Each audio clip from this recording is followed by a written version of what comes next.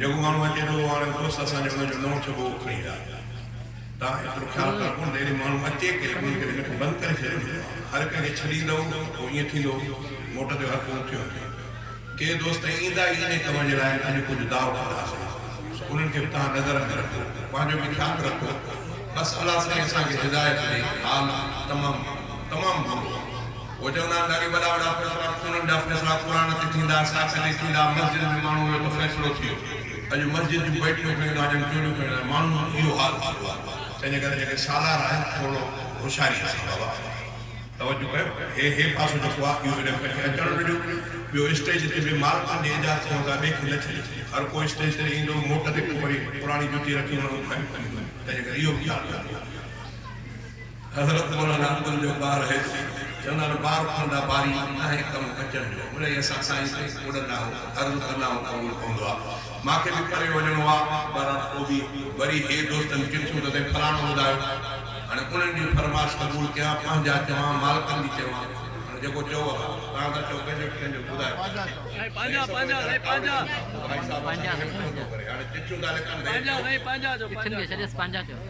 मुस्तफ़ा اللهم صل وسلم على نبينا محمد وعلى آله وأصحابه وأهل بيته وأزواجه أجمعين برحمتك يا أرحم الراحمين घुरे छो तो तू गैरन का ॾींदो सभ खे ख़ुदा है घुरे छो तो तू गैरन का ॾींदो सभ खे ख़ुदा है सजी मखलूक के मौला कंदो रोज़ी अता है घुरे छो तो तू गैरन का ॾींदो सभ खे ख़ुदा है जबल अंदर विझी तन खे ॾिए रोज़ी पियो साईं जबल अंदर विझी तन खे ॾिए रोज़ी पियो साईं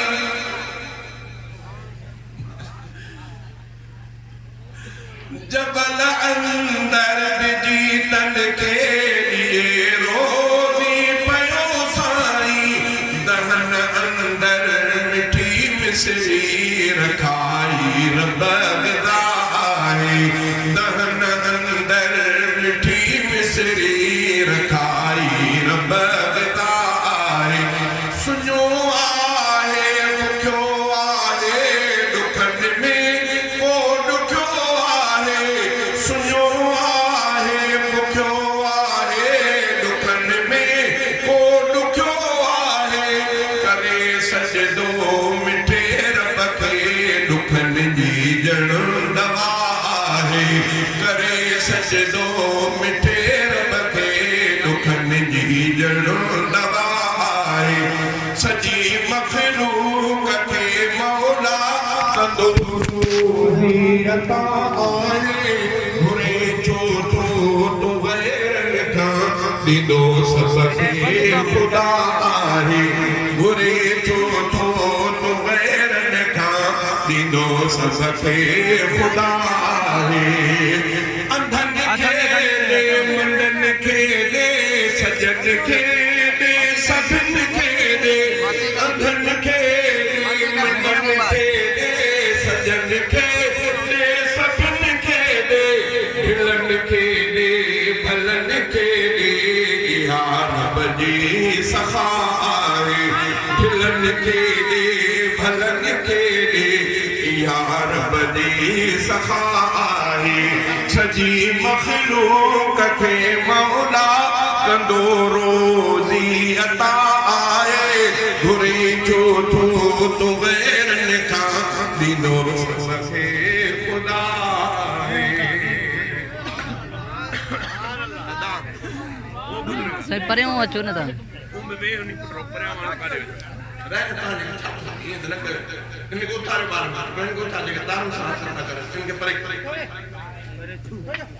रसूलुल्लाह जे हुक्म में हलाकत भी साद